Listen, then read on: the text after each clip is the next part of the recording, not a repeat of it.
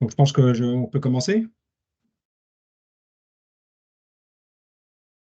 Donc, Oui, bonjour à tous, bienvenue dans ce quatrième webinaire inter-RMT.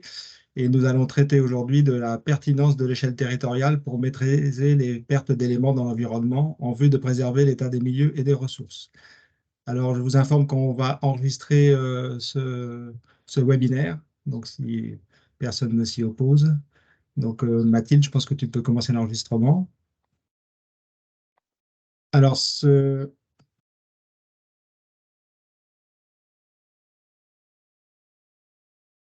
pardon, ça va pas ma présentation.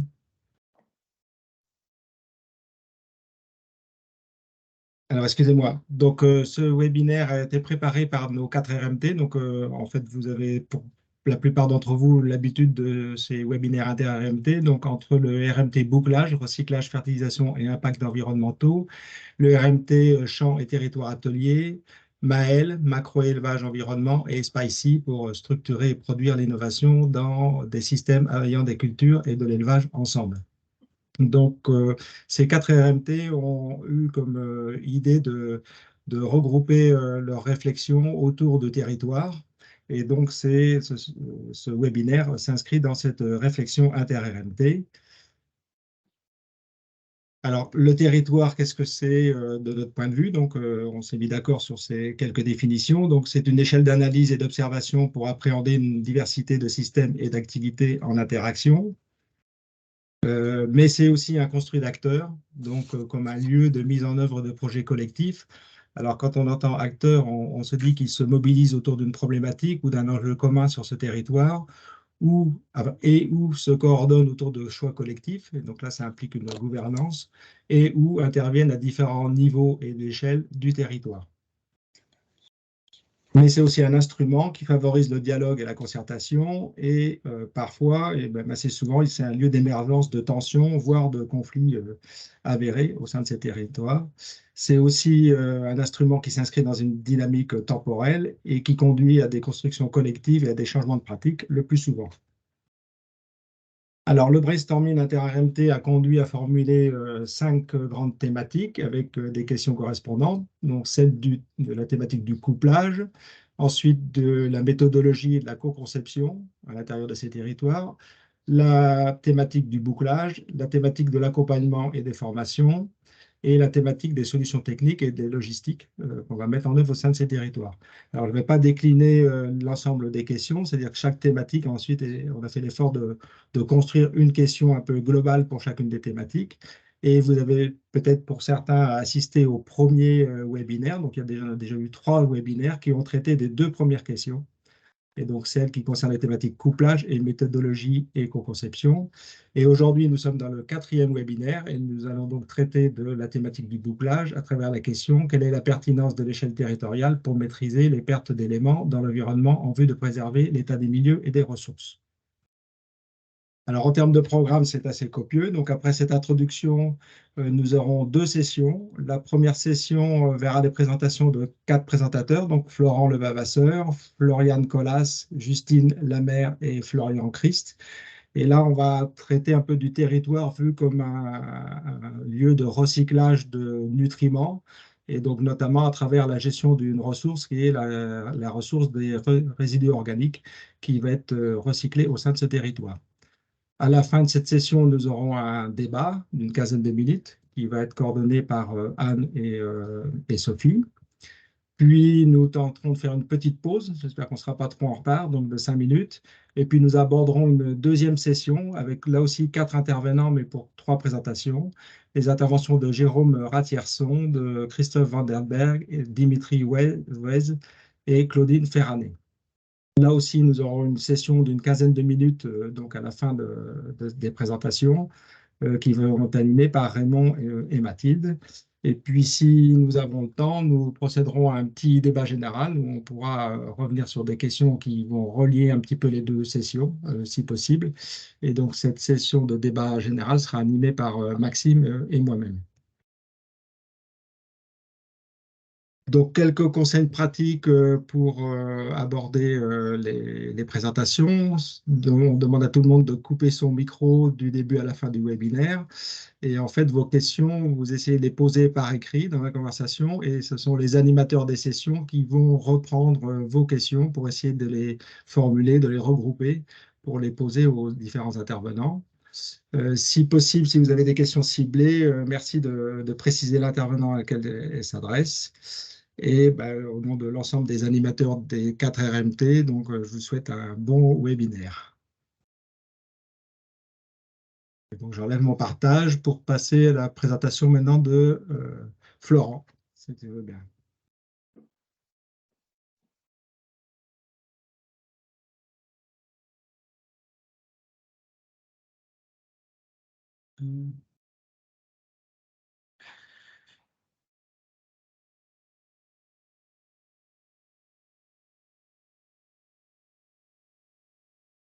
Ok, euh, donc bonjour à tous. Donc pour ma part, je vais vous présenter quelques travaux sur le recyclage des nutriments dans les territoires par le retour au sol des produits résidus organiques et donc à l'échelle des territoires, comment ce recyclage peut contribuer au bouclage tout en maîtrisant les pertes. Euh, Hops. Alors donc je vais vous parler donc de produits résidus organiques ou PRO, donc qui sont des produits issus des activités agricoles, urbaines ou agro-industrielles. Donc je vous ai mis quelques exemples ci-dessous. Donc forcément, il y a tout ce qui va être issu des activités d'élevage, que ce soit des fumiers, des lisiers, des issus de la ville comme des boues d'épuration ou des boues papeterie industrielles. Donc tous ces pros contiennent les nutriments indispensables à la croissance des plantes et donc la question c'est dans quelle mesure le recyclage en agriculture peut permettre de maîtriser les pertes à l'échelle des territoires. Alors, continuer en introduction sur l'importance justement de ces matières dans les flux de nutriments dans les territoires. Si j'ai repris un exemple de travaux sur les flux de phosphore qui avaient été étudiés à l'échelle de la région, enfin, de plusieurs régions françaises. Ici, j'ai remis la région de Bretagne. Vous voyez les flux de phosphore en kilogrammes de phosphore par hectare et par an et les flux relatifs aux pros, hein, donc les excrétions animales, donc à la fois retour au pâturage et les effluents maîtrisables, vous voyez que c'est une grosse flèche, hein, ça représente un flux important à l'échelle de la région Bretagne. Également, tout ce qui va être lié au boue, au compost, hein, sont des flux plus faibles, mais quand même non négligeables. Et notamment, on peut voir que les flux liés aux effluents d'élevage sont plus importants que les flux liés aux fertilisants. Donc voilà, on sait que ces produits représentent des flux nutriments importants à l'échelle des territoires. Mais du coup, les questions qui peuvent rester, c'est quel potentiel supplémentaire enfin, quel potentiel de recyclage additionnel pour limiter les pertes? Est-ce qu'on peut encore aller plus loin pour se passer des engrais azotés, notamment, pas des engrais minéraux en général, et même au-delà d'un recyclage additionnel, est-ce que le recyclage des matières actuelles qui sont utilisées en agriculture, on peut l'optimiser pour limiter les pertes dans les territoires? Alors, je vais vous présenter très juste trois petits aperçus de trois travaux de thèse qui ont été réalisés dans notre unité. Donc, une première, la thèse de Tristan Martin sur le recyclage des urines humaines. Une seconde, la thèse de Victor Moinard sur l'effet du développement de la méthanisation à la ferme. Et une dernière sur l'optimisation territoriale du recyclage, qui était la thèse de Paul-Émile Merocos. Alors, pour commencer sur les urines humaines, donc avec la thèse de Tristan, donc je rappelle le contexte pour ceux qui ne sont pas familiers à ce contexte. Donc ici, vous avez le schéma des flux d'azote à l'échelle de la région Île-de-France, enfin, du système alimentaire et avec, vous voyez, un francilien moyen, hein, le chiffre entouré en rouge qui absorbe à peu près 4,9 kg d'azote par an. Et une bonne partie de cet azote vient de son alimentation qui elle-même a été fertilisée par des engrais minéraux. Et cet azote qui est excrété se retrouve majoritairement dans une station d'épuration, mais une station d'épuration n'a pas pour but de récupérer de l'azote. Donc la plupart de l'azote dans la station d'épuration est dénitrifié vers l'air. Donc on retrouve des émissions de diazote ou de N2O. Une partie non négligeable retourne vers la rivière, hein, c'est les 2 kilos que vous avez en bas. Et puis finalement, seule une petite partie se retrouve dans les boues. Une partie de ces boues retourne en agriculture, donc c'est le 0,2 ici que vous avez entouré en haut. Donc finalement, il y a à peu près que 4% de l'azote ingéré par un francilien qui retourne en agriculture. Donc on voit qu'on a un bouclage de l'azote qui est très faible.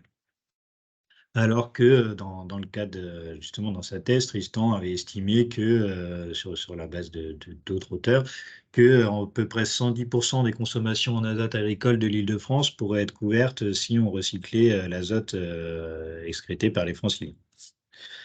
Donc voilà pour le contexte. Donc, mais le souci, donc c'est comment on récupère ces azotes. Donc ça, alors c'est pas, ça peut être c'était pas l'objet de la thèse de Tristan ni l'objet de ma présentation, mais il y a des systèmes qui existent de collecte sélective à la source des urines.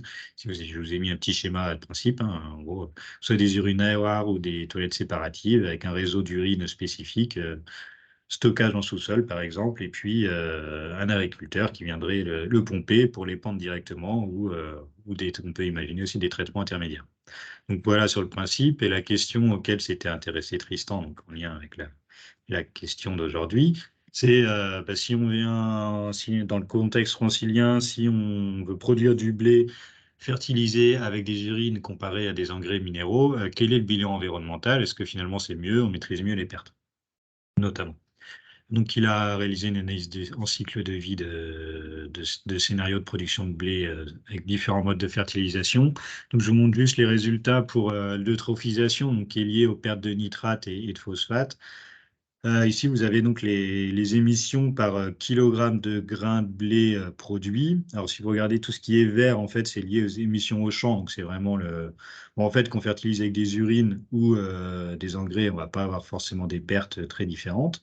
Donc, ça reste assez similaire. Par contre, vous voyez qu'il y a des impacts évités en gris sur le scénario urine stocké par rapport au scénario engrais et minéral qui en fait correspond au fait que l'azote qu'on a utilisé pour fertiliser les champs, il part plus dans la station d'épuration, dont je vous ai dit au début, il y a quand même une bonne partie qui n'est pas traitée et qui repart dans la rivière. Donc en fait, on évite des émissions d'azote et de phosphore dans les rivières au niveau de la station d'épuration. Donc en fertilisant du blé avec des urines, on limite l'eutrophisation, on limite les pertes, avec un meilleur bouclage donc de l'azote. Également sur l'impact particules fines, donc là qui va être lié principalement aux pertes d'ammoniac. Là, au champ, on va pas avoir forcément. Enfin, donc c'est la partie verte. Donc même en fertilisant avec de l'urine, on va potentiellement augmenter un peu par rapport à l'engrais minéral, mais parce que l'urine a un potentiel de volatilisation assez important. Mais par contre, on n'a pas les émissions liées à la production des engrais minéraux, ce qui permet de réduire également l'impact particules fines de la fertilisation avec des urines. Donc finalement, voilà, ce bilan environnemental finalement paraît assez favorable en permettant un meilleur bouclage des cycles tout en limitant les pertes. Un second exemple complètement différent sur le développement de la méthanisation à la ferme avec la question de la thèse de Victor qui était quelles conséquences de l'introduction de cette méthanisation sur une ferme de polyculture élevage sur les cycles du carbone et de l'azote. Alors, bon, je vous présente juste une partie donc à l'échelle ferme qu'il a approché dans sa thèse. Donc à l'échelle ferme, il l'a approché par modélisation en faisant un modèle couplé qui représentait la ferme et le méthaniseur, en enchaînant donc un modèle de méthanisation qui était le modèle Sysmeta, un modèle de décision de la fertilisation et puis le modèle de culture Styx qui représentait les différentes parcelles de la ferme. Et puis, donc, avec ce couplage, il a ces modèles couplés, il a simulé 3 scénarios. Un scénario sans méthaniseur, donc où la ferme ne produit que ses effluents donc non digérés.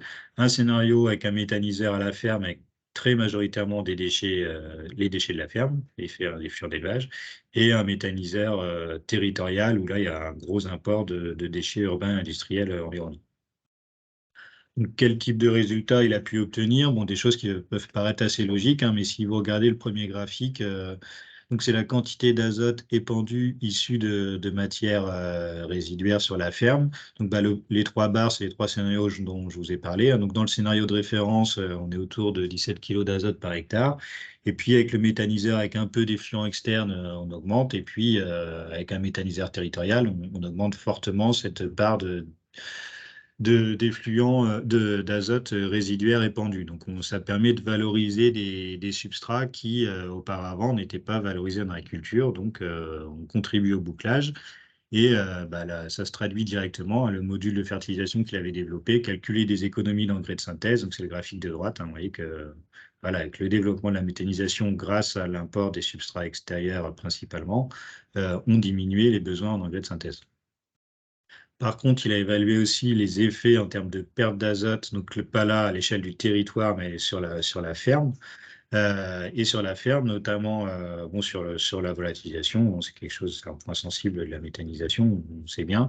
C'est que globalement, les digestats étaient plus sensibles à la volatilisation que les engrais de synthèse, en tout cas dans les conditions qu'il a considérées. Le fait d'importer des substrats extérieurs sur la ferme, on produit plus de digestats, donc on épand moins d'engrais de synthèse, mais on épand plus de digestats. Et finalement, à l'échelle de la ferme, en moyenne, les flux de volatilisation ammoniacale augmentent, donc on vient dégrader sur les pertes d'azote, on a un indicateur qui se dégrade ici. Par contre, dans les conditions qu'il avait testées, on n'avait pas de pertes additionnelles, il n'y avait pas de différence significative entre les trois scénarios sur les pertes par l'oxydation de nitrate ou de N2O, par exemple.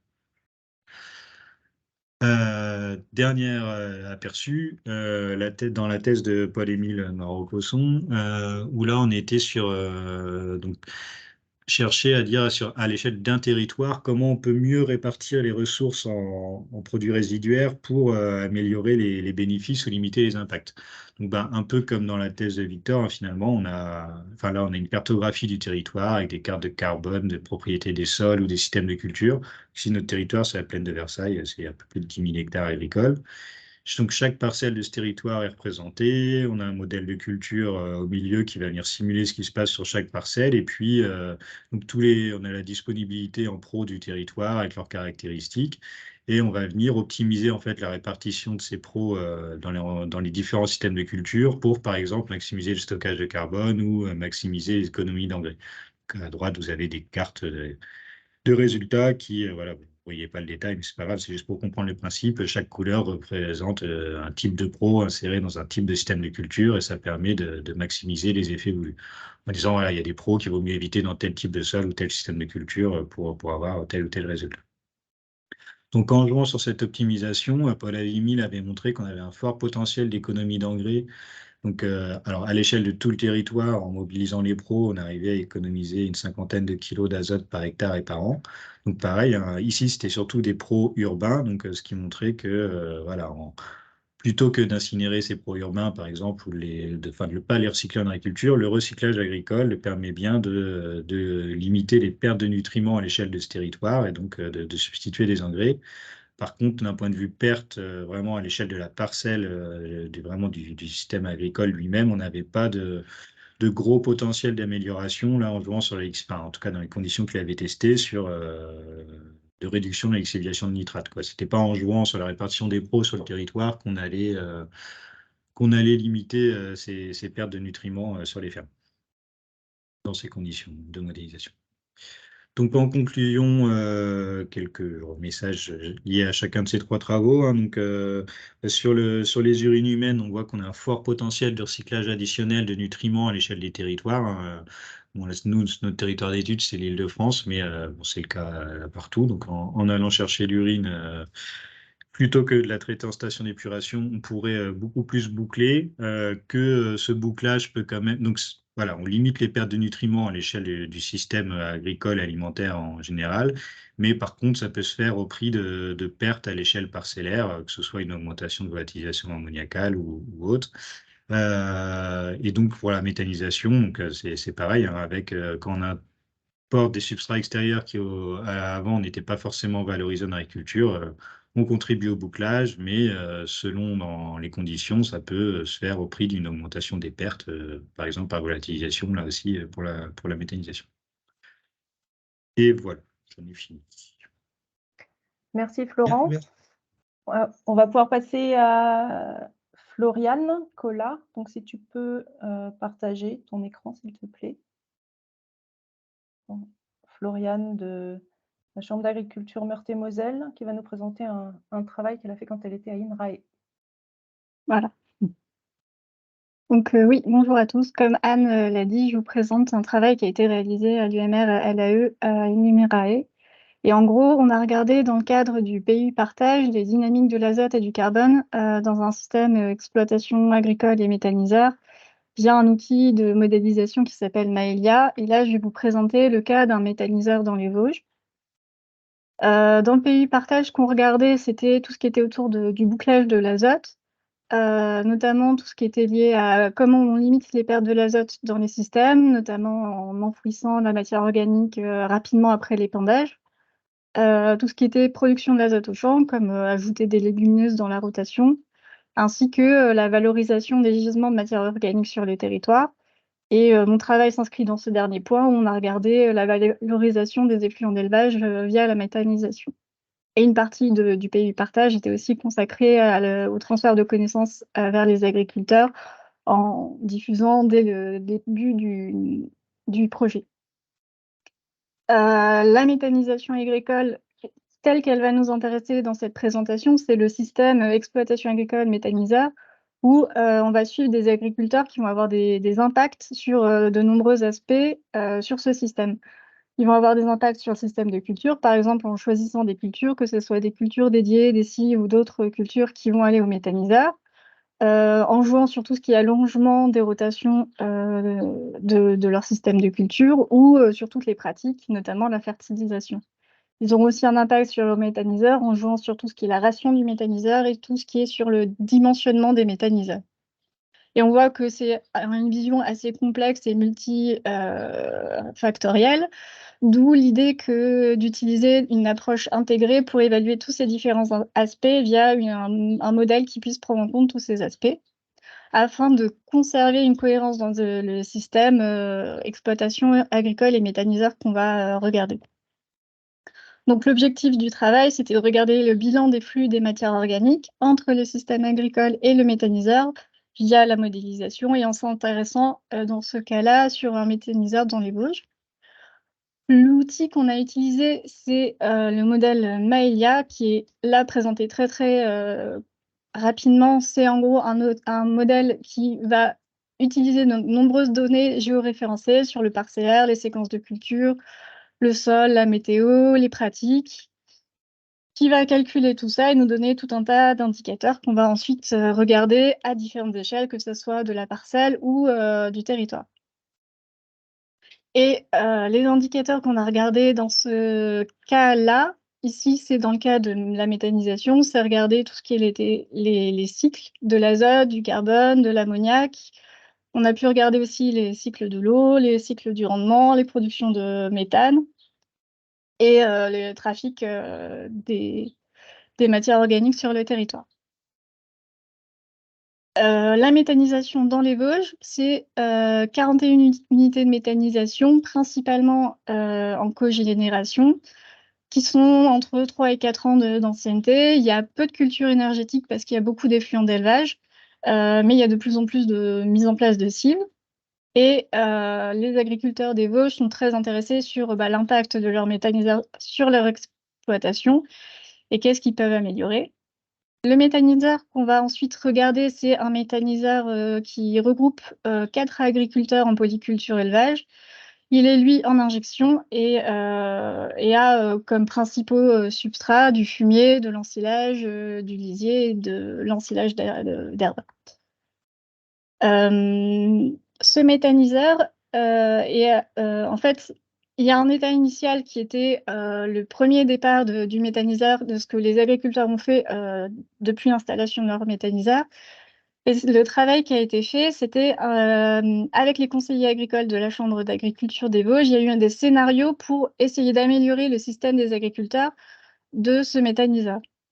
Donc, ce que vous voyez à droite, c'est l'ajout en gros de légumineuses dans la rotation afin de d'allonger les rotations. Donc, ça va être ce que je vais appeler par la suite le scénario conseillé, alors que l'état initial était plutôt consacré aux prairies et blé, colza et maïs, et un petit.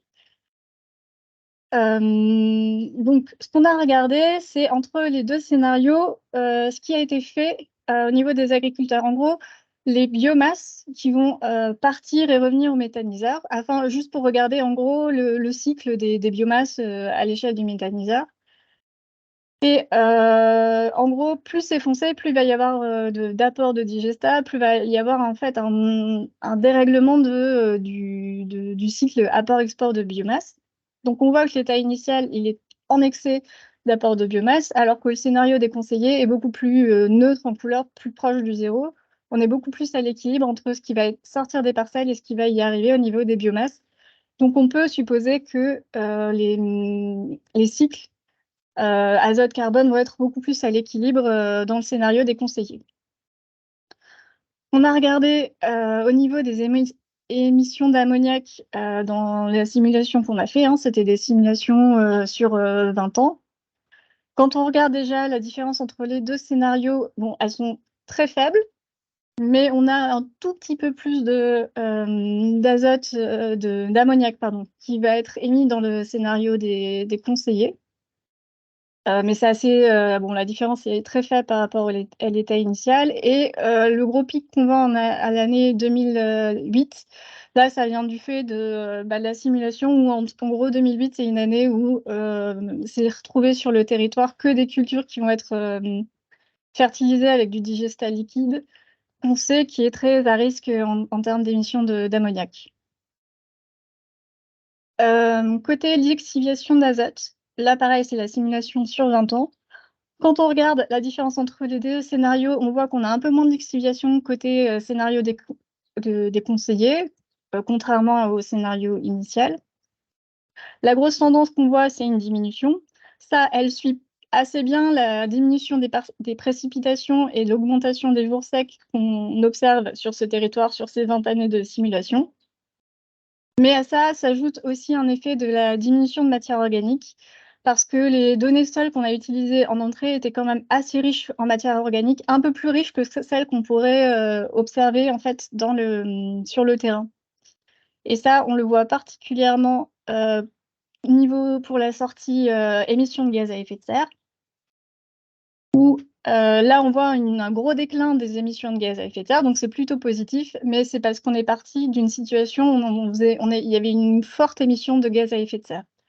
Alors, les deux scénarios permettaient d'éviter des émissions de gaz à effet de serre, mais le sol, à la base, on est parti d'un sol qui était très riche en matière organique, et donc il y a eu un fort déstockage de carbone dès le départ. Donc c'est pour ça qu'on observe une pente très marquée. Sinon, quand on regarde la comparaison entre les deux scénarios, on voit que le scénario des conseillers est un peu meilleur parce qu'il va mettre un peu moins de gaz à effet de serre que l'état initial. Et derrière tous ces gaz à effet de serre, le gaz à effet de serre qui va pas mal diminuer entre les deux scénarios, c'est le N2O. Donc, le scénario qui a été conçu par les conseillers avec les rotations allongées, plus de légumineuses, permet un meilleur équilibre sur les biomasses. On a moins d'émissions de gaz à effet de serre, mais on a un peu plus d'ammoniac qui va être dans le système, puisqu'on a rajouté de l'azote, enfin pas plus d'ammoniac, pardon, plus d'azote dans le système, parce qu'on rajoute de l'azote avec les légumineuses. D'où la petite mise en garde de attention, notamment au moment de dépendre des digestats, puisqu'on sait qu'il y a un peu plus d'azote dans le système, il y a un peu plus de risque de fuite d'azote à ce niveau-là. Et côté utilisation du modèle, côté conseiller agricole, c'était un outil plutôt long pour eux à utiliser parce qu'il a fallu beaucoup de données, mais qui permet quand même d'avoir une vision assez multicritère de l'exploitation et des différents scénarios qui ont été évalués. Là, le nouveau scénario, il n'était pas encore mis en place par les agriculteurs. Là, vu que les résultats sont plutôt positifs, on peut dire oui, ce scénario est quand même plutôt avantageux. Donc, ça permet du conseil agronomique sur les rotations, sur le retour au sol des biomasses. Et donc, ça donne un conseil un peu global sur une amélioration multifactorielle du système. Voilà. Et donc, merci à vous pour votre écoute. Merci à toi, Floriane. On va pouvoir passer à l'intervention de Justine Lamère d'AgroTransfert. Bonjour à tous. Ok, est-ce que vous voyez bien mon écran? Oui, très bien. Anne, tu confirmes? Super. Bon, bonjour à tous. Je suis donc Justine Lamère, je suis chargée de projet pour AgroTransfert Ressources et Territoires. Nous sommes une association de R&D basée dans les Hauts-de-France. Et je viens vous parler du couplage des cycles de l'azote et du carbone en lien avec l'atténuation du changement climatique et tout ça autour de la méthode ABCTR. Voilà, donc vous allez voir un peu plus en détail quoi il retourne juste après. Donc ABCTR, pour en dire quelques mots, avant de commencer, c'est une méthode qui est née de 2 projets de R&D qu'on a portés à AgroTransfert et qui a rassemblé de nombreux partenaires et qui ont été financés par l'ADEME, la région et le FEDER. Donc pour commencer, je vous propose un petit rappel rapide sur ces fameux cycles carbone et azote et comment les systèmes de culture vont agir dessus. Donc sur la droite, vous voyez plutôt la partie cycle de l'azote. Donc l'azote est apporté sous différentes formes dans les systèmes de culture, sous forme organique, au travers des résidus de culture et aussi des produits organiques, par la fertilisation minérale. Et cet azote va être perdu sous forme de dénitrification en partie, le N2O qui est un gaz à effet de serre très puissant, donc on va chercher à quantifier dans la méthode ABCTR, mais il peut être aussi cet azote perdu par la volatilisation ou la lixiviation sous forme qui ne sont pas des émissions de gaz à effet de serre, mais qui peuvent de nouveau se redéposer et activer le cycle de l'azote et se dénitrifier de nouveau. De l'autre côté, on voit le cycle du carbone qui, lui, fonctionne un peu différemment, hein, puisque le carbone est une ressource présente dans l'atmosphère qui va du coup se fixer dans les résidus de culture au travers du processus de photosynthèse et être apporté à la matière organique au travers de l'humidification. Donc le carbone également peut être apporté sous forme exogène par les produits organiques et donc s'intégrer dans la matière organique du sol, matière organique qui elle-même va se minéraliser pour retourner sous forme de CO2 dans l'atmosphère. Donc on a 2 cycles qui sont très liés mais qui fonctionnent de manière très différente. Le carbone n'étant pas une ressource qu'on va chercher dans le sol, à l'inverse de l'azote, et qui n'est pas un facteur limitant non plus de la croissance des cultures. Voilà pour poser un premier élément de contexte. Un autre, du coup, en lien avec le changement climatique.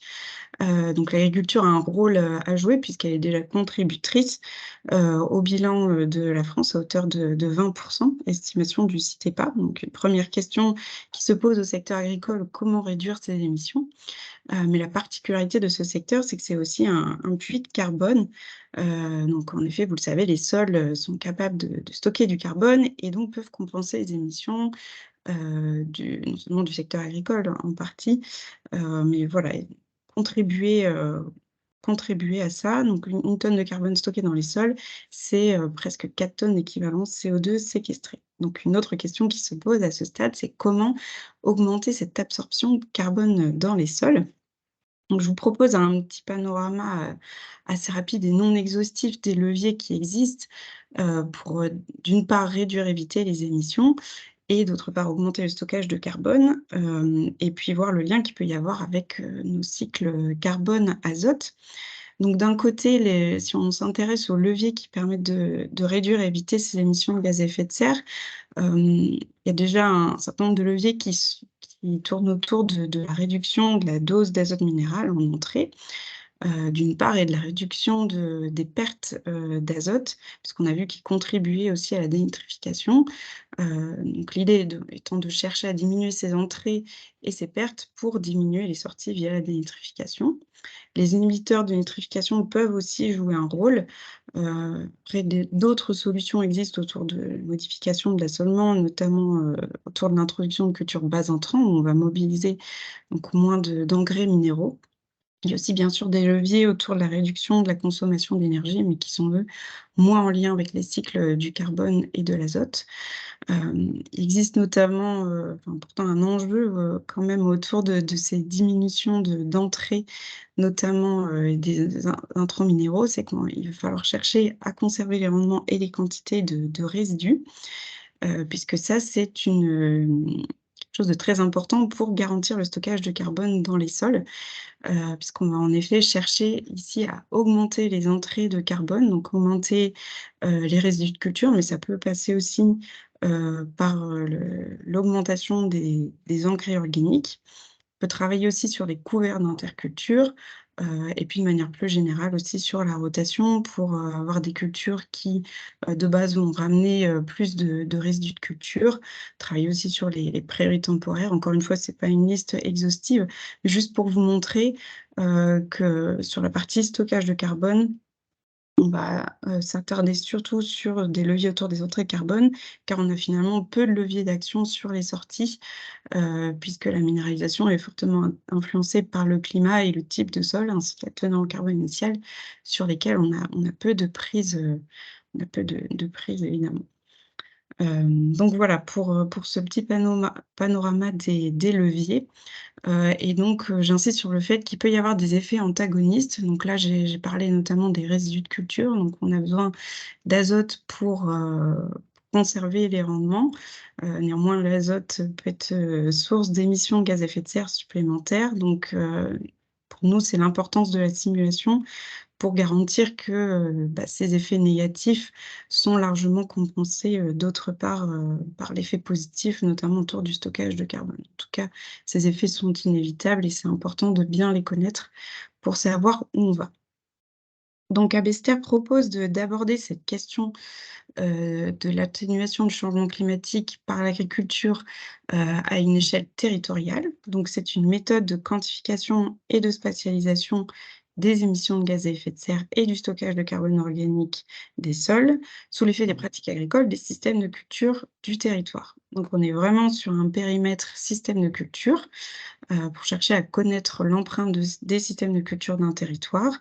Donc, on va réaliser finalement un calcul stockage de carbone et bilan gaz à effet de serre pour chacun des systèmes de culture, agréger les résultats pour pouvoir être capable de produire des cartes.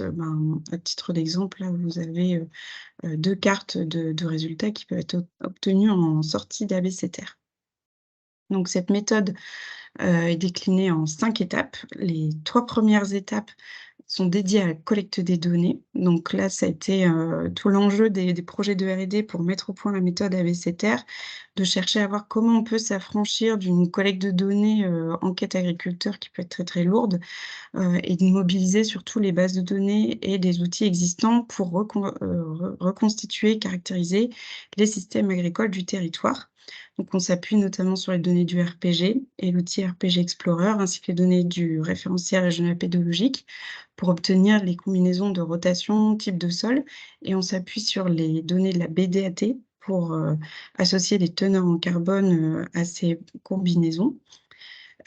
Et puis on s'appuie beaucoup sur l'expertise du territoire, des conseils agricoles du territoire pour reconstituer les pratiques culturales. Et ensuite, chacune de ces combinaisons donc on calcule pour chacune de ces combinaisons, les variations de stock avec l'outil Simios AMG qui est intégré dans l'outil ABCTR. Et puis on a mis au point une méthode spécifique de bilan gaz à effet de serre pour cette échelle territoriale. Donc cette méthode s'intègre dans une démarche participative. L'objectif est de mobiliser les acteurs agricoles du territoire pour identifier un plan d'action localisé, donc vraiment adapté aux conditions spécifiques du territoire. Donc on va s'appuyer sur un premier diagnostic initial qui est réalisé donc avec la méthode ABCTR. Les résultats de ce diagnostic vont être présentés en atelier de concertation où du coup on insiste aussi sur la formation et la sensibilisation des acteurs qui sont concertés, dans un but de vraiment chercher à créer un collectif de réflexion autour de ces questions-là sur le territoire. Les leviers, du coup, qui vont ressortir de ces ateliers vont être ensuite simulés avec l'outil ABCTR pour aboutir à un plan d'action chiffré qui est à destination de la collectivité. Donc, c'est vraiment une démarche qui est pour les collectivités. Le but étant qu'à l'issue de la mise en œuvre de la démarche ABCTR, ce n'est pas l'objet de la démarche ABCTR, mais qu'à l'issue de la création de ce plan d'action localisé, la collectivité puisse s'emparer de ce plan d'action et le déployer sur son territoire. Donc, on a eu déjà quelques retombées des 4 premiers territoires pilotes qu'on a eu dans le projet Avester2A, donc le deuxième projet de R&D. Il y a eu des créations de GI2E et de groupes d'agriculteurs qui continuent de fonctionner, donc ça, c'est positif. Après quelques freins qu'on a observés pour les collectivités qui n'arrivaient pas vraiment à s'approprier ces plans d'action, à les mettre en place. Ce qu'elles nous remontent, c'est qu'elles ont, en partie du mal à se positionner vis-à-vis du monde agricole, cherchent à voir comment s'adresser, à ces acteurs-là et puis comment prioriser les actions, quoi mettre en place vraiment de manière concrète et donc elles réfléchissent en partie à se positionner en tant que financeurs. Donc voilà, c'est en train de bouger, mais ça prend un petit peu de temps. Donc tout de même, l'avantage de cette échelle, c'est de pouvoir évaluer un changement de pratique, de manière globale. Et finalement, quand on prend de la hauteur par rapport à l'échelle exploitation et le changement de pratique, quand on le répète sur différents systèmes de culture du territoire, qu'est-ce que ça donne? Sur le stockage de carbone et les émissions de gaz à effet de serre. Ça permet aussi de faire émerger des synergies possibles entre filières et acteurs. On peut aussi en profiter pour évaluer l'impact de nouvelles filières. Donc là, je vous ai mis des petits exemples qui ont été testés dans les territoires pilotes, notamment autour justement du développement de la méthanisation, des filières de paille isolation. Donc, qu'est-ce que ça donne si on exporte X tonnes de paille pour les besoins d'une filière? Qu'est-ce que ça donne notamment sur le stockage du carbone? Est-ce qu'on est capable de l'absorber, entre guillemets? On peut aussi regarder l'impact de l'augmentation de surface en légumineuses. Et puis, du coup, aussi un autre avantage, et ça fait le lien avec les premières présentations, c'est comment chercher à valoriser le plus possible les déchets du territoire pour diminuer forcément l'utilisation des engrais et donc optimiser les flux de nutriments. Donc je vous propose pour terminer la présentation de vous montrer un petit exemple d'un territoire qui était dans l'Aisne, autour de l'agglomération du Saint-Quentinois, qui regroupait le Saint-Quentinois et le Vermandois. Donc ce sont des travaux qui ont été réalisés par la Chambre d'agriculture de l'Aisne que je me permets de vous présenter aujourd'hui. Du coup, sur la base des résultats d'ABCTR, la conseillère qui était en charge du déploiement a pu identifier, mettre en lien en tout cas avec les zones de production de ce territoire, donc les zones que vous pouvez voir sur cette carte, et faire le lien avec des facteurs plutôt favorisant du stockage de carbone, donc c'est les petites flèches vertes qui vont vers le haut. Et avec des facteurs plutôt en défaveur du stockage de carbone. Donc là, c'est les petites flèches oranges qui vont vers le bas. Et donc, je vous propose de nous intéresser surtout à un territoire qui est situé dans le nord-ouest du territoire, donc la zone grise, les plateaux du Cambrésis, où ce qui explique le stockage de carbone qui est de toute façon positif sur tout ce territoire, en particulier sur cette zone-là. Donc on le relie à la forte présence de céréales, de colza, de maïs dans la rotation, les sols argileux qui forcément favorisent la retenue de la minéralisation de la matière organique. Par contre, faible présence de cultures intermédiaires et donc il a été choisi de travailler sur cette question de l'optimisation des cultures d'intermédiaires. Pour voir finalement qu'est-ce qu'on pouvait gagner en stockage de carbone. Donc c'est ce que nous montre la carte ici. On voit que donc là, au niveau de l'échelle de couleur, plus on va vers le vert, plus on a de stockage de carbone. Donc là, c'était tout à fait positif sur cette zone d'optimiser. Donc là, c'était un des scénarios qui a été évalué sur l'introduction de seigle-vesse. Donc positif sur le stockage de carbone, néanmoins, et c'est pour ça que c'est important aussi de regarder l'indicateur émissions de gaz à effet de serre, là on voit qu'on a une augmentation des émissions brutes sur ce territoire qui est rattrapée en quelque sorte par les émissions séquestrées qui restent importantes, mais ça me permet de faire le lien avec le début de la présentation pour vous montrer ce qui est positif pour le carbone. Donc les couverts sont une source de carbone, mais sont aussi une source d'azote, avec donc un impact sur la dénitrification, qui du coup, malgré le fait qu'on va réduire un petit peu la dose d'engrais minéral, puisqu'on va se servir de l'azote issu des couverts, reste donc quand même négative sur les émissions de gaz à effet de serre. Donc voilà, d'où l'importance de regarder ces deux cycles vraiment en lien. Voilà, donc on arrive à ma conclusion.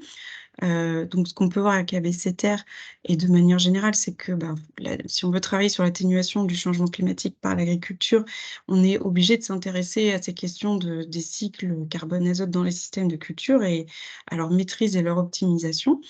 L'échelle territoriale permet d'aller plus loin sur cette optimisation des flux carbone-azote, de voir ce qui est vraiment possible sur le territoire en particulier. Donc, je l'ai montré tout à l'heure sur les synergies entre filières, opportunités de développement de nouvelles filières qui peuvent aller dans ce sens et aussi la valorisation des effluents. ABC Terre propose une porte d'entrée pour aborder ces questions liées au cycle carbone-azote et au carbone de manière générale pour voir sur un territoire donné ce qui peut être possible, intéressant de faire. Mais après, il y a bien sûr un lien très fort avec l'échelle exploitation et parcelle, puisque l'idée étant de décliner ces actions après vraiment au sein de l'exploitation agricole. Voilà, donc je vous remercie beaucoup de votre attention. Je remercie aussi tous les partenaires des 2 projets de R&D. Je ne vais pas faire la liste, mais ils se reconnaîtront. Et je vous ai mis aussi des petites ressources dans le diaporama que vous pourrez consulter quand vous les aurez à disposition. Merci Justine. Je vais laisser la parole à Florian Christ, qui est éleveur méthaniseur. Bonjour, est-ce que vous voyez mon écran? Oui, très bien. C'est bon? Sauf Ok, que très c'est... Oui, là maintenant c'est en diaporama, parfait. Oui, c'est ça. C'était le temps de. Donc bonjour à tous. Donc oui, Florian Christ, à l'ouest de Strasbourg, 25 km de. Voilà. Donc nous, je présente d'abord la ferme. On est d'abord éleveur avant d'être méthaniseur. Donc la ferme actuellement que j'ai développée depuis les 10 ans que je suis dessus. Donc on a 150 vaches pour la coopérative, 50 jerseys pour un récent projet de fromagerie. Et du coup, les bœufs jersey, on les engraisse à l'herbe pour en faire de la vente directe de viande. Donc sur une SAU de 130 hectares, qui est très petit comparé à la France et aux autres méthaniseurs. Mais 60 hectares de prairies naturelles, 35 de temporaires et luzerne et 35 de céréales. La spécificité, c'est qu'on est en agriculture de conservation des sols depuis 10 ans à peu près. Et que du coup, on a plus de surface fourragère que de SAU parce qu'on achète beaucoup d'herbes sur pied qu'on cultive chez des autres agriculteurs qui n'ont plus d'élevage. Donc le méthaniseur, c'est moi qui l'ai développé de 2013 à 2016, donc avec un début d'injection en 2016. Donc je me plais de dire qu'on est un vieux méthaniseur, parce que la moyenne effectivement c'est plutôt 3-4 ans des méthaniseurs en France. Et du coup on a déjà un certain recul aussi sur la filière. Donc, notamment en termes d'intrants. Donc, nous, on n'est pas du tout sur des intrants ensilés. Ce n'est pas une politique de la maison.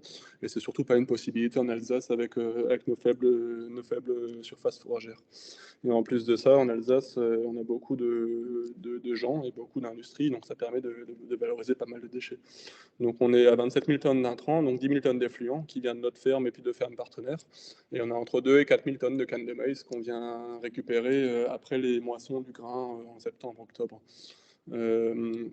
Ça représente environ 400 hectares sur une centaine d'exploitations agricoles. Et le reste, c'est donc une grosse moitié de déchets agroalimentaires et de coproduits. Donc tout ça, ça nous donne 22 000 tonnes de digestat liquide et 4 000 de solide, parce que tout le digestat passe en séparation de phase. Donc on a 8 années d'expérience sur les campagnes d'épandage.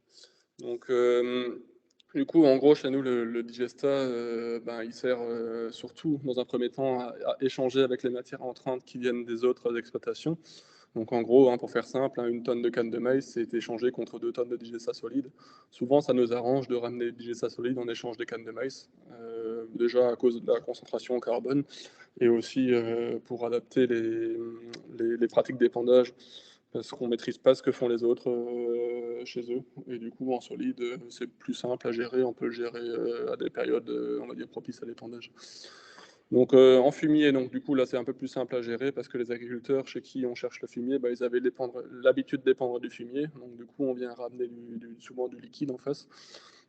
Donc voilà, du coup ce qu'on voit en fait c'est que souvent il y a un gain quand même d'azote, phosphore, potasse par rapport et de carbone sur les fermes partenaires, parce que derrière on importe quand même beaucoup d'intrants exogènes sur leur ferme, et le digestat est souvent plus riche que ce qu'on vient chercher initialement chez eux. Donc, la méthanisation, on a tout souvent tendance à croire qu'elle dégrade tout le carbone et qu'on perd du carbone. Mais en vrai, quand on est sur des déchets, je dis bien quand on est sur des déchets, hein, il y a toute une part lignifiée déjà qui n'est pas dégradée par la méthanisation. Et ensuite, quand on est sur des fumiers, en fait, ce qu'il faut voir, c'est que la méthanisation, elle, ce qu'elle va dégrader, c'est qu'elle va dégrader les sucres qui sont encore présents, que la vache ou l'animal n'aura pas dégradé. Et du coup, qu'est-ce qui se passe s'il n'y a pas de méthanisation? Bah, ces sucres, en fait, c'est l'état de fumier qui fermente pendant le stockage, quoi, en fait. Et du coup, la réalité, c'est que s'il n'y avait pas la méthanisation, bah, autant sur les cannes de maïs que sur les effluents agricoles, bah, c'est du carbone qui serait parti pour l'agriculture, quoi. Donc du coup, ça, c'est notre business à nous, en fait, de mettre ce carbone dans le tuyau de gaz naturel. Et du coup, notre business à nous, c'est aussi de chercher les matières qui ne sont pas agricoles pour les remettre dans les champs. Parce qu'un agriculteur céréalier, lui, il perd de la matière. En fait, quand il vend son grain, il perd tous les éléments, il perd le carbone et il perd les éléments minéraux qui sont en face. Donc la méthanisation, c'est une manière de ramener tout ça. Donc je ne vais pas m'éterniser là-dessus, mais en gros, ça, c'est nos grands flux de matière, quoi, en gros. Donc il y a à peu près un tiers des gisements qui viennent de nos fermes et du coup un tiers qui viennent des autres fermes. Enfin, oui, pardon, un quart qui vient de notre ferme et un quart qui vient des autres fermes. Donc c'est le graphique de droite. Et du coup, la moitié des gisements, bah, ça vient des gisements extérieurs. En digesta, bah, c'est pareil. En digesta, on a à peu près un tiers de digesta qui va sur notre ferme. On a un bon tiers de digesta qui est échangé avec des matières qui rentrent et on a un tiers de digesta qui est vendu en prestation, pour remplacer de l'engrais sur notre plan d'épandage. Donc du coup, on voit globalement là-dedans qu'on équilibre bien les matières et qu'on en apporte, mais j'ai bien retenu dans les présentations d'avant, c'est très bien d'apporter des matières au champ, mais le tout, c'est pas seulement de les apporter, c'est surtout de bien les valoriser, quoi. Donc le but, c'est que pour que la filière de méthanisation soit durable, en fait, c'est que tous les éléments qui soient mis dans le méthaniseur, en fait, les éléments nutritifs, soient rapportés au champ et qu'il n'y ait pas de perte. Et du coup, pour ça, on a pas mal fait évoluer nos pratiques agricoles. Donc, au début, en 2016, la première année, on a voulu enfuir, hein. En fait, on ne voulait pas qu'il y ait de pertes ammoniacales. Du coup, on s'est dit, on va tout enfuir. Sauf que bon, le problème de l'ensemble pour enfuir, c'est déjà le premier frein. Donc de 2017 à 2020, donc du coup on est passé à l'épandage 100 tonnes pour réduire le poids sur les parcelles et on n'a jamais épandu en saison estivale pour la simple et bonne raison qu'en saison estivale il y a trop de pertes en fait d'ammoniac, quoi. Et du coup, de 2016 à 2020, on a quand même complémenté en minéral parce qu'on était sur un méthaniseur qui devait d'abord. On a commencé par chercher la canne de maïs et les effluents des autres, et du coup, il fallait d'abord qu'on rende en fait le digesta. Et du coup, vu qu'on cherchait qu'une faible surface chez tout le monde, bah, du coup, en fait, on mettait un peu de digesta et puis les autres, ils complétaient en minéral, quoi. Et de 2020 à 2023, la tendance est inversée pour la simple et bonne raison qu'on a assez de digesta en fait pour équilibrer les systèmes et surtout sur notre ferme à nous et sur les fermes en fait où on cherche les effluents d'élevage, bah, du coup on a commencé à vouloir justement valoriser notre digesta à fond et qu'il n'y ait plus du tout d'apport minéral. Donc du coup, pour faire ça, déjà, il ne faut pas épandre en été, parce qu'en été, les plantes, il n'y en a pas en fait. Il y a juste le maïs qui pousse en été et les prairies, et encore de moins en moins avec les années sèches qu'on a. Et du coup, on a commencé en 2020 à épandre en sortie d'hiver, sauf qu'on s'est très vite rendu compte que si le printemps était sec, en fait, le digestat n'était pas valorisé. Et du coup, souvent, ce qu'on fait, c'est qu'on sur les parcelles qu'on veut épandre qu'on ne veut pas mettre d'engrais, en fait, il faut qu'on fasse un premier apport d'automne qui est complété par un apport en sortie d'hiver. Et si derrière, on n'a pas assez de digesta en stockage, du coup, on complète éventuellement avec des apports en interrang de maïs, quoi. Donc du coup, quid de la future réglementation? Parce qu'aujourd'hui, on a un système qui est qui fonctionne bien, avec 3 années de recul, entre guillemets, enfin qu'on a perfectionné pendant 5 années et qui fonctionne bien depuis 3 ans. Donc du coup, où on a complètement abandonné l'engrais minéral sur la ferme, à part dans les zones d'interdiction d'épandage, c'est-à-dire le long des cours d'eau essentiellement. Donc le seul engrais qui est acheté sur notre ferme, c'est pour mettre le long des cours d'eau, là où on n'a pas le droit d'épandre de digesta. Donc du coup, les pratiques agricoles, elles évoluent aussi, parce qu'on parle souvent d'épandage, d'engrais, de digesta, etc. Mais honnêtement, on peut comparer les pratiques comme on veut. Si on ne change pas les pratiques agricoles de fond, l'agriculture, elle va dans le mur, quoi. Donc les pratiques agricoles de fond, c'est augmenter le carbone. Ça, c'est la priorité numéro 1. de pas oxyder les sols. Donc, c'est-à-dire, pour pas oxyder les sols, il ne faut pas les laisser nus, il ne faut pas les travailler, il faut continuer à ramener quelque chose, quoi. Donc, nous, on est parti sur un système où on a, du coup, depuis 10 ans, une couverture permanente. On sème au plus vite après la récolte. On a dû adapter nos espèces pour que ça passe l'été, mais on arrive quand même à semer. Depuis 2-3 ans maintenant, du coup, on rapporte du BRF à l'automne. Vu qu'on exporte les cannes de maïs et la paille de blé pour l'élevage, du coup, on remplace cette exportation par du BRF. Notre digesta solide, il n'est pas retourné sur l'exploitation, du coup, il part chez les tiers, et du coup, c'est pour ça que nous, on met du BRF. Donc aujourd'hui, c'est du BRF qui vient de collectivité, mais demain, c'est en train de s'arrêter, ça. Demain, ça sera sûrement du bois qu'on cultivera sur la ferme pour apporter, pour enrichir les sols, quoi. Donc l'apport de BRF est toujours complété par un épandage de digesta liquide, parce que la fertilisation, il faut qu'elle se fasse à l'automne pour qu'il y ait l'hiver qui ait le temps de passer par-dessus, quoi. Donc derrière, une fois que le couvert d'été est parti, on ressème un couvert dedans, souvent au mois d'octobre, pas plus tard que le mois d'octobre, parce que sinon ça fait trop tard. Et ensuite, en sortie d'hiver ou pendant l'hiver, en fait ça dépend des situations, on va épandre dans le couvert, quoi. Et puis après, pour les cultures de printemps, en fait, on va simplement scalper, pour ne pas utiliser de produits phytosanitaires, on va scalper pour détruire le couvert et détruire les mauvaises herbes pour implanter les cultures de printemps. Donc nous, on est sur des sols argilo-calcaires profonds. On a commencé à 2,5% de matière organique, et puis l'objectif, c'est de monter de 0,1 tous les ans ou tous les 2 ans. Donc ça dépend des sécheresses, en fait, et de ce qu'on peut ramener au sol. Donc du coup, objectif 0 engrais, 0 perte. Donc en gros, notre système, c'est souvent un premier apport d'automne, suivi par un semis de couvert et un apport de bois. Et du coup, j'ai vu dans les présentations avant, ils ont repris le cycle de l'azote et du carbone. Donc c'est très bien, hein, parce qu'en fait, dans le digesta, ce qui est intéressant, c'est qu'il n'y a pas de nitrate. Il n'y a que de l'azote organique et de l'azote ammoniacal. Et du coup, l'azote ammoniacal, celui-là, il faut qu'il soit aspiré par les plantes, en fait, avant qu'il se transforme en nitrate. Et du coup, les plantes, elles prennent d'abord de l'azote ammoniacal. Et du coup, c'est pour ça que c'est important d'épandre à l'automne, et c'est pour ça que c'est important d'avoir une culture présente, parce que du coup, la culture, elle va présenter l'azote, enfin, elle va pomper l'azote ammoniacal et les reliquats de l'année. Et ensuite, au printemps, les hivers doux qu'on a en ce moment, ça minéralise gentiment. Et du coup, en sortie d'hiver, en fait, dès que les températures augmentent, du coup, on a un flush de minéralisation que les plantes du printemps vont prendre, en fait. Donc le blé, les prairies, etc. Et du coup, nous, sur la ferme, vu qu'on a beaucoup de fourrage pour les vaches laitières, on a même augmenté nos rendements, en fait. C'est pour ça, il y a une photo. Donc le long du ruisseau où on fertilise en engrais, on est souvent que à 2,5 tonnes de matière sèche fin avril, alors que sur les parcelles fertilisées au digesta, on est à 4 tonnes. Pour la simple et bonne raison, et ça, c'est quelque chose qui est validé depuis 5 ans déjà. Pour la simple et bonne raison que en fait, l'engrais minéral, déjà, ça oxyde les sols. Et du coup, quand il fait sec, en fait, les plantes, elles stressent. Parce que quand elles sont oxydées, elles doivent lutter, en fait, elles doivent consommer plus d'eau pour lutter contre l'oxydation, quoi. Et en plus de ça, souvent, en fait, les plantes, elles ont faim en sortie d'hiver, parce que souvent, les terres sont humides en hiver, et du coup, on ne peut pas apporter tout de suite les engrais ou les digestats, et du coup, on est souvent trop tard avec les apports de fertilisants. Du coup, c'est vraiment important de mettre avant l'hiver une bonne partie des produits résiduaires organiques, parce que du coup, ça permet, en sortie d'hiver, d'avoir la minéralisation qui passe dessus, et la plante peut absorber rapidement les éléments.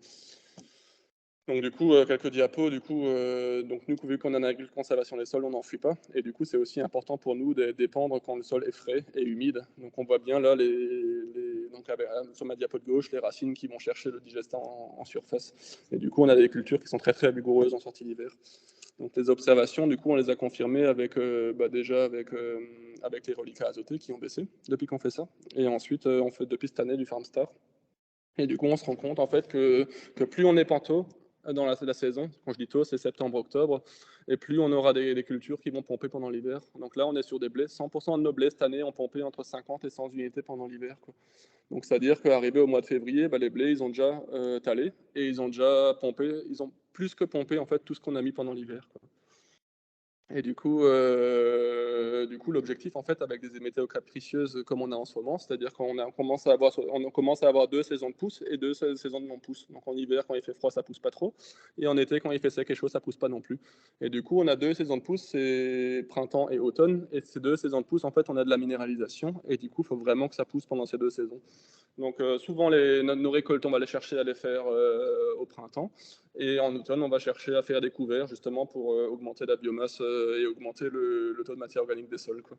Et du coup, ce qui est important aussi, le problème, c'est que si on apporte trop tard le digestat au printemps, donc après février et mars, souvent on rentre déjà dans la saison sèche et du coup, le digestat ne va pas être absorbé. Par contre, il sera disponible à la première pluie à l'automne. Et du coup, si on n'a pas de couvert qui est là pour pomper, bah, du coup, c'est un risque de lessivage qui est très très élevé, quoi. Donc c'est aussi pour ça que je suis fervent militant des épandages précoces, parce que du coup, au moins, le digesta, il est absorbé au printemps par les cultures qui sont en place, alors que si on n'est pas trop tard, fin février, mars, avril, ben souvent, en fait, il n'y a rien qui est absorbé par la culture, et ben, il y a un gros flush de minéralisation au mois de septembre. Et si au mois de septembre, il n'y a pas de plantes pour pomper ça, ben c'est des fuites de nitrate, quoi. Et du coup, en conclusion, j'aurais même réussi à respecter mon temps. Bah, du coup, en conclusion, ben, les pratiques agricoles, elles doivent s'adapter au changement climatique. Donc en gros, la méthanisation, pour nous, c'est très bien parce que ça permet un retour de fertilité parce qu'on maîtrise mieux nos apports, parce qu'on est sur des apports qui ne sont pas juste azote, phosphore, potasse, on est sur des apports qui sont multimolécules, et du coup, on réduit en fait les facteurs limitants. Il faut enrichir la teneur en matière organique des sols grâce au bois, au couvert restitué et au non-travail du sol. Et derrière, pour justement pas qu'on ait de lessivage de nitrate et pas qu'on ait de perte dans l'air du nitrate d'azote d'ammoniac, en fait, il faut qu'on absolument placer les digestants en hiver, quoi. Au-dessus de 15-20 degrés, avec du vent, il faudrait même plus pouvoir répandre, quoi, en fait. Et du coup, quid de la réglementation en fait qui est en train d'évoluer. Donc aujourd'hui, nous, vu qu'on est en sol couvert en permanence, bah, du coup, on a le droit d'épandre en hiver et en automne. Du coup, c'est ce qu'on s'autorise à faire. Et la grosse crainte en fait pour la ferme, on a l'épée Damoclès au-dessus de la tête parce qu'on a peur de perdre en durabilité si jamais la réglementation elle change et qu'on nous interdit ces épandages d'automne. Pour la simple et bonne raison qu'au mois de février, mars, si on n'a plus le droit d'épandre en hiver-automne, en fait, bah, il y a beaucoup d'exploitations qui vont épandre en février-mars. Et du coup, ça va être des épandages en fait, qui seront très mal valorisés. Ça va faire beaucoup de fuites d'ammoniac en l'air, enfin de pertes d'ammoniac en l'air et beaucoup de fuites de nitrate au retour de pluie, quoi. Et du coup, nous, on est partisans en fait, de la réduction de dose, en fait, c'est-à-dire qu'on va épandre sur plus de surface, mais on va chercher à valoriser au mieux. Et pour valoriser au mieux, en fait, il faut qu'il y ait une solution du sol. Et avec des années comme on a en ce moment, la solution du sol, elle vient à partir du mois de septembre et elle part à partir du mois de mars. Donc, en fait, entre septembre et mars, en fait, c'est la période justement où il faut épandre. Mais il faut qu'il y ait quelque chose en face pour pomper l'azote ammoniacal et les reliquats. Donc des couverts et une augmentation de carbone, quoi. Donc voilà, j'ai fini ma présentation. Du coup, je laisse la suite aux questions. Merci Florian. Donc là, on a eu les 4 premières interventions. Donc on va avec Sophie Génermont d'INRAE, on va se faire le relais des questions qui ont été posées dans la conversation. Alors certaines ont été répondues directement dans la conversation, hein. J'ai vu que Floriane Collat, Justine Lamère ont répondu. Alors à moins qu'il y ait des choses à rajouter, on ne va pas les poser pour le coup. Alors, si je reprends, peut-être, on va commencer avec Florian, on va le faire à l'envers. Il y avait une question sur la méthanisation des cannes de maïs. Est-ce que tu es satisfait de la méthanisation des cannes de maïs? Donc, ça semblait pas très courant pour Florent qui a posé la question. Et pourquoi finalement les cannes de maïs n'est pas souvent méthanisées, d'après toi? Donc déjà, elles sont pas souvent méthanisées parce qu'il y a pas beaucoup de régions productrices de canne de maïs. Et ensuite, c'est quand même des choses qui sont pas très méthanogènes parce qu'on sort très peu de biomasse à l'hectare. Et les cannes, elles sont déjà lignifiées en fait. Donc il y a beaucoup de carbone que le méthaniseur n'utilise pas. Nous, on en cherche parce qu'on en a dans la région, quoi. Et si je suis satisfait, alors oui, je suis satisfait parce que c'est ça qui a permis de lancer le projet de méthanisation, mais on cherche pas à développer ça parce qu'avec les années sèches qui se suivent, en fait, les surfaces en maïs réduisent, en fait, tout simplement. Et du coup, est-ce qu'il y a d'autres cultures qui peuvent remplacer le maïs pour la méthanisation? Alors nous, on veut pas mettre de culture dans le méthaniseur en fait, donc on veut pas remplacer la canne de maïs. Nous, on cherche plutôt à remplacer par des déchets en fait. Donc du coup là, on remplace des surfaces en canne de maïs par des biodéchets. Donc c'est des poubelles compost de Monsieur et Madame tout le monde en fait. Et du coup, ça, à l'échelle territoriale, il y a assez de matière, de biomasse, ou est-ce qu'il peut y avoir des voilà, des compétitions entre, Alors, il y a entre énormément de méthaniseurs, par concurrence. exemple Il y a énormément de concurrence, c'est pour ça qu'il faut vraiment raisonner le développement de la méthanisation au sein des territoires. Et il faut pas vraiment, enfin, il faut qu'il y ait une répartition juste des méthaniseurs dans le territoire et surtout pas exagérer, quoi, parce que c'est là où on a des conneries, justement. C'est là où, si on exagère le nombre de méthaniseurs, c'est là où il y aura des surfaces de territoire qui vont passer en culture dédiée, en cible, ou qui vont se retrouver justement avec trop de digestats épandus à l'hectare, quoi, en fait. J'ai vu un peu plus haut aussi dans les questions par rapport au risque de liquidation. Donc ça, c'est quelque chose qu'on avait peur historiquement. C'est pour ça qu'au début, on n'épandait pas à l'automne, en fait. Et on s'est rendu compte, en fait, que déjà, il n'y a pas beaucoup d'eau qui tombe. En ce moment, on est à 400 mm par an. Donc effectivement, s'il y a 1000 mm qui tombent, le problème, il est autrement, quoi. Mais quand on est sur un sol couvert en permanence, en fait, du coup, dès qu'il fait un peu chaud, les plantes, elles poussent. Et quand elles poussent, elles pompent, quoi. Et du coup, on est sur un sol qui n'est pas brassé, qui n'est pas remué, et du coup, on n'a pas en fait de vide, on n'a pas enfin, on a une cohésion entre les agrégats, on a des racines et on a de la matière organique qui vient tamponner justement le perte par l'estivage, quoi. Et la perte par ruissellement, en fait, ça c'est un mythe, hein, parce qu'en vrai, il faudrait vraiment qu'il y ait un orage de 50-100 mm juste après épandage pour qu'il y ait une perte directe en fait vers les cours d'eau. Et ce risque, en plus, il est beaucoup plus accentué au printemps, parce que les orages, souvent, c'est au mois de mai, au mois de juin, quoi. Et du coup, c'est une période à laquelle nous, on n'épand pas, en fait. Après, par rapport à cette question, justement d'épandage d'automne, il y avait aussi la question de est-ce que là, tu as pas mal d'arguments pour dire que finalement, c'est plutôt positif d'épandre à cette période-là et qu'il n'y a pas de risque de lessivage. Il y avait la question de est-ce que tu as fait des mesures de certains indicateurs qui pourraient vérifier ça? Du coup, il y a les reliquats. Et en fait, depuis qu'on est pendu digesta, on baisse les reliquats. Avant, quand on était en fumier, travail du sol, donc nous, on n'est plus en travail du sol depuis 2010, hein, mais sur d'autres exploitations, en fait, où on est en travail du sol, on est pendé à l'automne. Et du coup, les agriculteurs tiers, en fait, ils labourent derrière. Et du coup, au printemps, au mois de février, on a 200 unités de reliquats. Et sur les 200 unités de reliquats, il y a à peu près 50% où c'est des nitrates, quoi. Alors que chez nous, du coup, on a arrêté d'épandre chez ces gens-là, en fait. Et du coup, chez ces gens-là, on épand au printemps. Alors que chez nous, souvent, en fait, quand on fait des analyses de reliquats au mois de février, pourtant, on a épandu 150 unités. Donc, si on fait 20 mètres cubes, 20 mètres cubes x 7, quoi, en gros, donc c'est pas, ou x 6, donc c'est pas tout à fait 150 et 120 unités totales qu'on ramène, quoi. Mais il n'y a que une très faible part qui est minérale, le reste c'est organique, quoi. Et du coup, sur les 120 unités qu'on ramène à l'automne, en fait, on trouve à peine. On peut faire des reliquats quand on veut, on n'a jamais au-dessus de 50 unités de reliquats, quoi, en fait. Et du coup, c'est pour ça qu'on a commencé à faire du FarmStar, justement, c'est pour voir ce qui se passe. Et honnêtement, on n'arrive même pas à voir quelque chose dans FarmStar. Donc FarmStar, c'est des vues satellites, hein, en fait, parce que les modèles, en fait, ils n'arrivent pas à calculer, parce que les cultures, elles sont trop vertes. Donc en fait, on est au seuil vert dans toutes les parcelles, donc c'est quand même sur des grosses surfaces, hein. On n'est pas sur un champ, hein, on est sur 200 hectares à peu près, en fait. Et sur 200 hectares, en fait, toutes les parcelles qu'on a épandues à l'automne, elles sont vertes. Mais vertes foncées, c'est-à-dire que FarmStar, c'est même pas dire combien le blé a absorbé d'azote tellement il est vert foncé, quoi.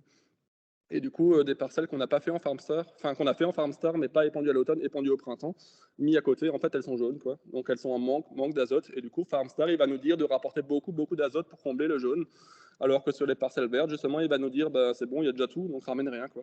Et du coup, la conclusion, en fait, c'est que nous, on a découvert cette année. Avant, on divisait par deux. On épandait la moitié à l'automne, moitié au printemps.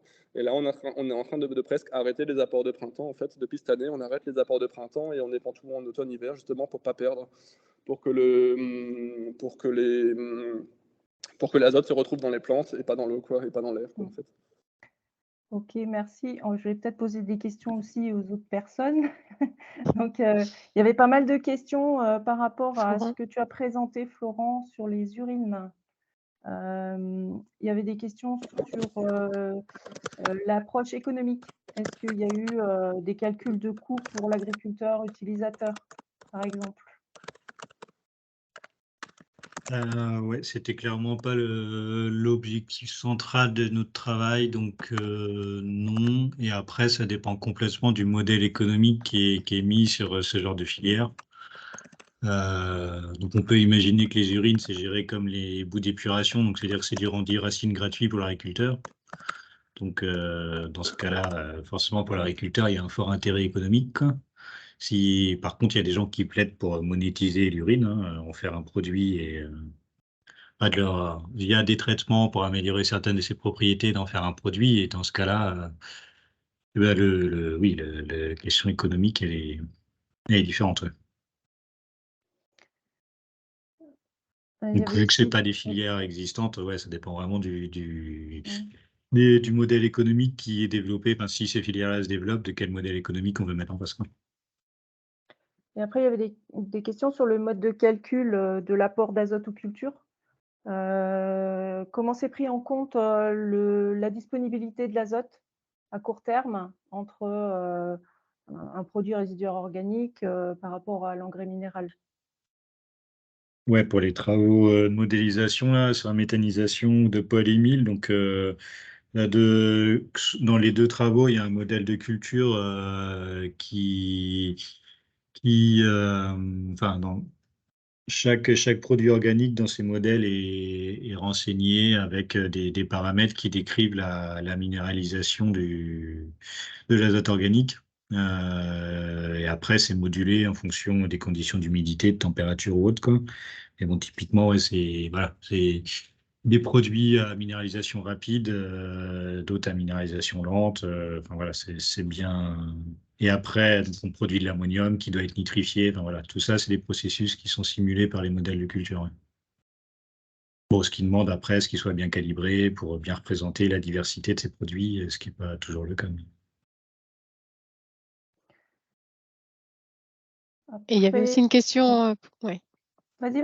Il y avait aussi une question sur le recyclage des urines, savoir s'il y avait eu des travaux sur l'impact sanitaire, hein, en particulier les résidus médicamenteux, mais pas uniquement. Et comparaison, épandage des urines et épandage des boues de stations d'épuration, Florent. Oui, alors c'est pas ma spécialité, mais dans le projet auquel était adossée la thèse de Tristan, on a des collègues qui ont étudié ces questions-là. Donc sur les résidus médicamenteux, effectivement, ce que souvent c'est la question qui fait assez peur à tout le monde dès qu'on parle des pentes de l'urine dans les champs. Donc effectivement, il y a différentes molécules qui étaient retrouvées dans les urines, hein. Celles qu'on savait chercher, elles étaient retrouvées. Voire même, on a recherché ça dans les sols qui avaient reçu des urines, y compris dans un site de longue durée danois où ça fait déjà une dizaine d'années qu'ils épandent des urines humaines. Donc, on était capable de retrouver ces molécules dans les sols. Après, voilà, se pose toujours la question de l'évaluation écotoxicologique. Est-ce qu'au niveau retrouvé, quel est l'effet potentiel, quel est le risque de transfert, et ainsi de suite, quoi. Aussi d'autres collègues qui sont intéressés aux problématiques d'antibiorésistance, donc de dissémination de gènes de résistance aux antibiotiques via les épandages d'urine. Alors pareil, c'est pas ma spécialité, mais il me semblait que d'après ce que j'avais retenu, c'est que oui, c'était pas pire que des bouts d'épuration, voire certains effluents d'élevage. Et je fais peut-être un gros raccourci, que c'est pas mon domaine. Donc Il y Claire a avait eu d'ailleurs signalé le site, voilà. oui, pour aller avoir plus de compléments. Claire Durox a Ouais, signalé. tout à fait. Sur le Voilà, site d'Ocapi, qui est hébergé par exactement. l'ISU, hein, il y a à la fois les résultats agronomiques de la thèse, et puis aussi tout un tas d'autres éléments sur le sujet des urines, que ça aille sur les collectes sélectives, les types de toilettes, les filières économiques, enfin voilà. Il y a tous ces aspects-là, le site est assez complet. Ouais.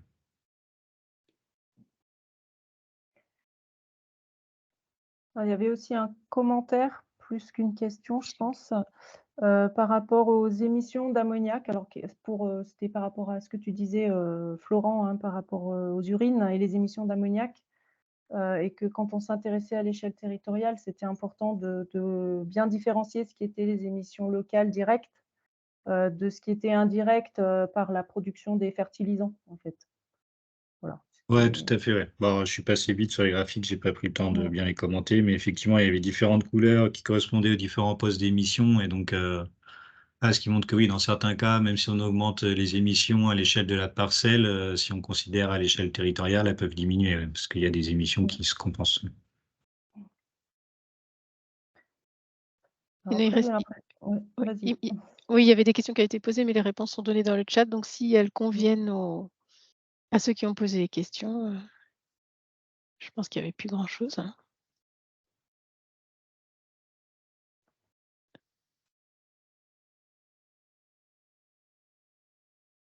Est-ce que quelqu'un veut encore poser? Il nous reste 1 minute. Ouais. Si quelqu'un veut poser une question directement avec le micro, pour le coup, on a le temps pour une question ou un commentaire.